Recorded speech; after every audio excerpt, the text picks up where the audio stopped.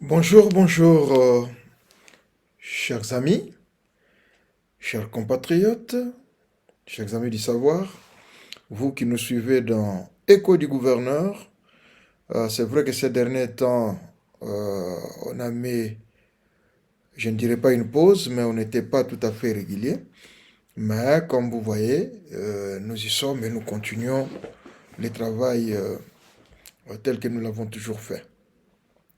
Le plaisir est pour moi. Aujourd'hui, je ne serai pas long au vu du calendrier, de l'agenda, de tout ce que nous avons à faire. Mais il était quand même important de revenir dans notre magazine, vous informer, vous tenir au courant de certains projets que nous avons mis en place qui continuent justement de tourner dans le monde, hein, parce que la politique que nous sommes en train de mener n'est pas seulement une politique locale ou nationale, mais nous sommes maintenant à un niveau, à une échelle, je dirais, planétaire. Vous avez tous compris, Augustin Mukamba, écho du gouverneur, magazine fait pour échanger, pas pour concurrencer, critiquer par moments, oui, mais c'est donner aussi des idées, proposer euh, d'une manière, euh, je dirais, simple, avec modestie, pour ne pas dire qu'on a le monopole du bien, mais on a la volonté de faire du bien. Chers amis, aujourd'hui, comme je l'ai dit, ça serait très court, on revient sur la question climatique. À long et à large, nous avons crié tout haut, nous avons sensibilisé, nous avons annoncé. Les gens de bonne foi nous ont entendus et ceux qui n'ont pas voulu nous entendre, tant mieux, tant pis pour eux. Ceux qui ont l'habitude de plager ont aussi plagé, peu importe. Si cela pourrait porter une solution, si cela pourrait rencontrer notre désir, notre vision, euh, nous acclamerons. Hein? De toute façon, quand on fait des choses, on les fait pour tous. Il y a un adage congolais qui dit, l'enfant, quand il est dans le ventre, c'est l'enfant de sa maman.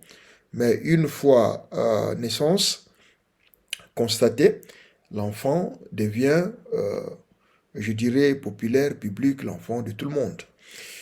Donc, comme vous le savez, ça fait un moment nous avons milité et nous en sommes fiers sur la question climatique, sur les thèmes du climat, en participant à des solutions pour sauver la planète.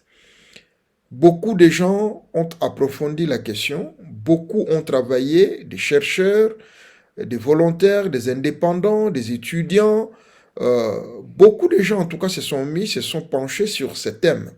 Nous y compris, là où on pouvait faire quelque chose, nous l'avons fait. Et nous en sommes fiers d'avoir participé et d'avoir fait ce qu'on a fait. Qu'est-ce que nous avons fait? Notre participation était essentiellement orientée sur l'intégration des forêts tropicales dans les processus d'un tournant climatique réussi. Simplement pour dire que nous avons plaidé pour dire que on ne peut pas parler climat sans pour autant associer les poumons climatiques du monde. Et ces poumons sont la forêt équatoriale et l'Amazonie. Nous avons crié tout haut. Nous avons proposé. Comme je l'ai dit, il y a de ceux-là qui nous ont entendus sans nous approcher. Il y a de ceux-là qui nous ont suivis. Il y a de ceux-là qui n'ont pas voulu non plus nous suivre. Nous disons qu'ils sont libres dans leur voie. Alors, sur ce que nous avons proposé, non seulement nos idées ont été retenues et acceptées, la fois passée, nous avons donné la première phase. Avant de donner, d'ailleurs, de parler de cette première phase, nous avions prédit comment est-ce que les choses devraient s'accomplir. On a mis en place un mini processus. Et on attendait peut-être la main de certains volontaires pour qu'on puisse avancer. Hélas, jusque-là, on ne l'a pas trop eu. Mais nos idées, quand même, ont traversé les frontières et ont percé le mur. Nous avions demandé à ce qu'un axe, un contact soit fait entre l'Afrique et l'Amérique latine. Très principalement, la République démocratique du Congo et le Brésil. Nous l'avons dit tout haut, il est question du pays, que les autorités congolaises voient comment entrer en contact avec les autorités brésiliennes pour créer, je dirais, une plateforme, pour créer un espace pour s'accaparer, je dirais, de la défense et assurer l'avenir de la planète. D'une manière large, cela pourrait être les pays des bassins des forêts tropicales en Afrique. Donc on voit les Congo-Brazzaville, Congo-Kinshasa, une partie d'Angola, Gabon, République centrafricaine, tout cela que vous connaissez. Et à l'autre axe de l'Amérique latine, on voit évidemment le Brésil, la Colombie et tous ces pays-là qui tournent autour de la forêt amazonienne. C'était ça notre souhait. En Afrique, nous avons tous vu la présence du président Macron qui est allé amorcer les processus. Qu'est-ce qui a été négocié? Point d'interrogation, ça reste dans les secrets de Polichinelle. Personne ne nous a dit. Les choses, on sait qu'il y a des choses qui sont passées parce que le président Macron ne s'était pas déplacé seul. Il a été accompagné, en tout cas, de grand nombre d'entrepreneurs du secteur. Est-ce nos forêts seront-elles un jour privatisées? Est-ce il y aurait une ouverture à la décision et au processus d'exploitation de nos forêts avec les Occidentaux? On ne saura jamais le dire. Nous restons prudents dans notre expression. Mais ce qu'on voudrait vous dire, ce que je voudrais vous dire aujourd'hui, parce que la question, nous la suivons de très près, ceux qui sont connectés ont vu depuis hier, c'est désormais officiel, le Brésil, par le président Lula da Silva, ont présenté leur plan climat. Bravo, ce sont des choses que nous avions prédit. Le Brésil a présenté son plan climat axé principalement sur les reboisements. Autrement dit, lutter contre les déboisements sauvages, ce que nous avons longtemps défendu.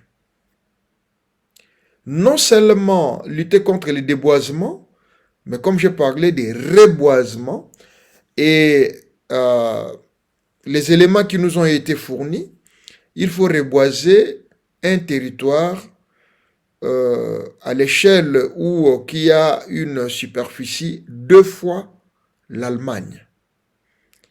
Et le coût de cette opération, c'est à des milliards de dollars. Des milliards de dollars. Et l'opération s'est faite d'ici 5 ans. D'ici 2030, hein, on a parlé, donc voilà. Avec des projets concrets, alternatifs pour les habitants. C'était ça, le soubassement. C'était ça, la face cachée de notre projet et de notre initiative sur les climats. Sera-t-il le cas pour l'Afrique? Point d'interrogation. Tout ce que nous avons appris sur l'Afrique, c'est qu'il y a une structure qui est mise en place, qui est supervisée par le Congo-Brazzaville, notamment le président Denis Sassou Nguesso, structure dénommée les bassins des pays de la forêt équatoriale. Tout va se dérouler autour de cette structure. Le Congo-Kinshasa, la République démocratique du Congo, qui a une grande partie évidemment de cette forêt, je ne sais pas quel rôle aura-t-il à jouer dans cette plateforme. Ça, c'est du côté positif, du côté, je dirais, vision commune entre l'Amérique latine et l'Afrique, entre le Brésil et je dirais l'Afrique, parce que la République démocratique du Congo ne s'est pas encore prononcée, ne s'est pas encore manifestée, ne nous ont pas encore montré une feuille de route sur la question climatique, si pas une nomination qui a été faite. Sans se cacher, sans se voiler la face, le Brésil n'a pas hésité pour dire qu'il veut être le moteur, le leader en termes de sauver la planète sur la question climatique. Une place de plus perdue pour la République démocratique du Congo, qui, s'il nous avait entendus, s'il nous avait consultés, si on pourrait travailler ensemble sur la question, on aurait eu la première place, la première déclaration et développer des actions ensemble. Mais ce n'est pas perdu, l'essentiel ce n'est pas être les premiers, mais c'est de participer justement à l'équilibre climatique et au sauvetage de la planète. Ce n'est pas encore tard. Nous exhortons maintenant cette structure qu'on a appelée bassin des pays des forêts tropicales, rapidement de prendre contact, d'entrer en contact avec le Brésil, en collaboration avec la Colombie et d'autres pays donc, qui entourent, qui participent à la forêt amazonienne, pour qu'on voie justement quels sont les projets à mener, comment concrétiser ces rêves de ramener l'équilibre climatique, de sauver la planète sur le réchauffement climatique, en mettant en place des politiques communes, des stratégies communes, qui pourront en même temps répondre aux économies et aux systèmes, aux stratégies écologiques des pays concernés, pour pas qu'ils soient simplement ceux qui payent les prix, mais ceux qui pourront aussi en tirer profit, parce qu'il faut le dire que là où nous en sommes, aujourd'hui, les déséquilibres ou la question du réchauffement climatique, il y a de ceux-là qui en ont tiré profit et il y a de ceux-là qui doivent payer les prix. Au Brésil, il y a la question des peuples, je crois, aborigènes, c'est comme ça qu'on les appelle, qui a été prise en charge, qui a été mis sur la table. Et les cas, par exemple, de la République démocratique du Congo, il y a les pygmées qui y vivent. Leur situation doit aussi être considérée, parce qu'ils vivent de la forêt. Sans parler de l'exploitation sauvage de certaines multinationales qui viennent, outre la vie normale des populations qui doivent vivre de cette forêt, mais qui entrent dans une dimension d'exploitation économique. Voilà un peu les enjeux que nous avons tenu à développer, tout en vous disant que prenons au sérieux cette situation. Il est important que nous puissions aborder cette question pour sauver la planète et en même temps confirmer notre présence dans les concerts des grands. La question climatique, ce n'est pas seulement sauver la planète, ce n'est pas seulement faire face au réchauffement climatique, mais c'est aussi penser aux économies de demain. La nouvelle économie qui intègre, qui prend un input qui est l'écologie, qui doit être pris dans les processus économiques, dans notre manière de produire et de vivre. Non seulement cette question-là, de la production, parce que quand on parle de la production, on voit que les industries, voilà d'autres produits, mais surtout la mobilité aussi de demain, où on parle des véhicules propres. Et quand on parlera des véhicules propres, je le répète, je le dis à haute voix, la République démocratique du Congo aura un grand rôle à jouer parce que l'option qui a été levée, c'est l'option d'utiliser des voitures électriques qui rouleront avec des batteries. Ces batteries automobiles qui seront utilisées, la matière première, c'est bien le cobalt. Et le Congo n'est pas en marge dans la production de cobalt. La République démocratique du Congo ont des grands producteurs parmi les 5 premiers mondiaux du cobalt. Il ne faut pas qu'on puisse nous voler encore cette production par des pays X, Y ou tierces qui viendront exploiter chez nous, qui viendront faire des gisements chez nous, et dont la production ou la commercialisation passera par d'autres pays. Il est temps de penser à la mise en place de mécanismes justement d'exploitation de ce cobalt, de la commercialisation de ce cobalt, et je dirais de la redistribution de dérivés à la population. C'est le moment. Bref, c'était plus cette question écologique. Prochainement, nous reviendrons sur la question agricole, la question de la pénurie alimentaire qui guette les portes de la République démocratique du Congo, risquant de faire classer les pays au rang de pays affamés du monde, qui est une honte, un pays qui regorge une bonne partie des superficies des terres arabes, un pays qui a de l'eau, un pays qui a la main-d'œuvre, un pays qui a une population jeune, en grande partie, et doit être classé parmi les pays à problème sur l'alimentation ou sur la production agricole.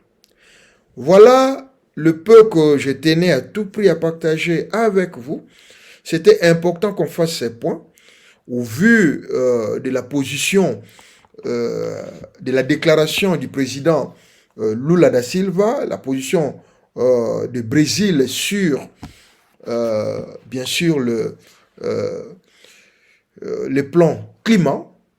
Il était important que nous puissions nous citoyens, rappeler aux autorités congolaises, africaines, de l'Afrique centrale, qu'ils ne soient pas distraits sur cette question importante qui est déjà aujourd'hui à la une dans les salons politiques. Cela étant, nous avons dit ce que nous pouvons dire. À bon entendeur, salut. À une prochaine édition.